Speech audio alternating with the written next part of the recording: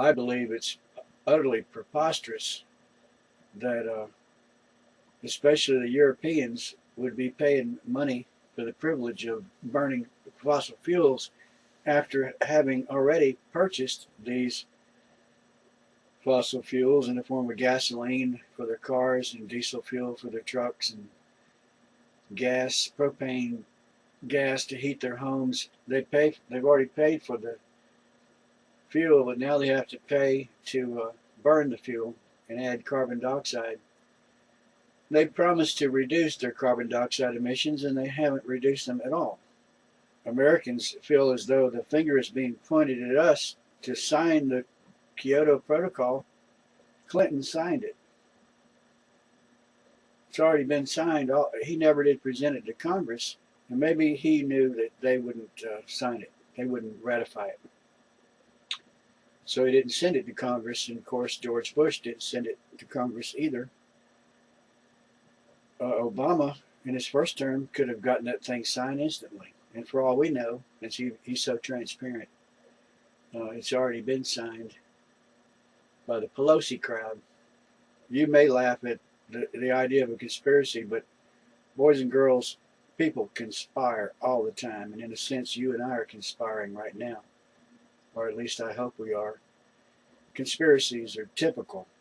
And so what I'm talking about is a rather large ongoing conspiracy that began around the turn of the 20th century, shortly after Karl Marx,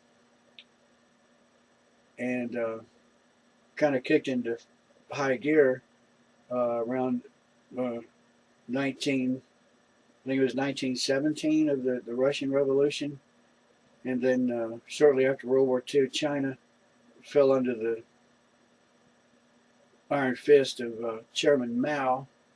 So we had two major near superpowers, the Soviet Union and the People's Republic of China, embracing communism and bent on expansion. And we had a nuclear stalemate, so they couldn't just attack us militarily.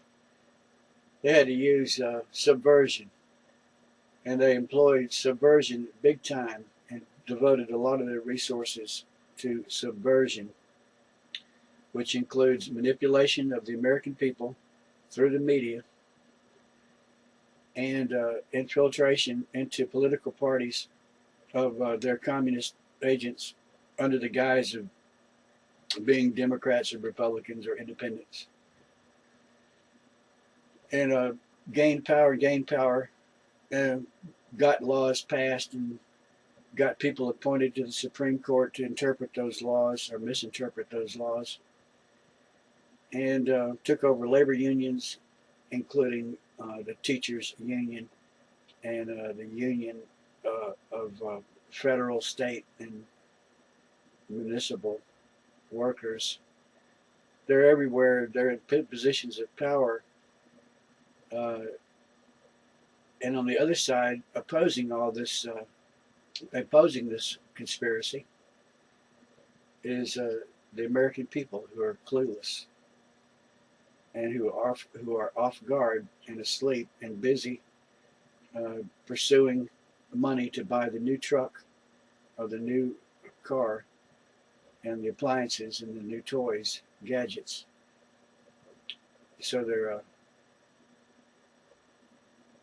at a disadvantage, and they don't know what they're dealing with.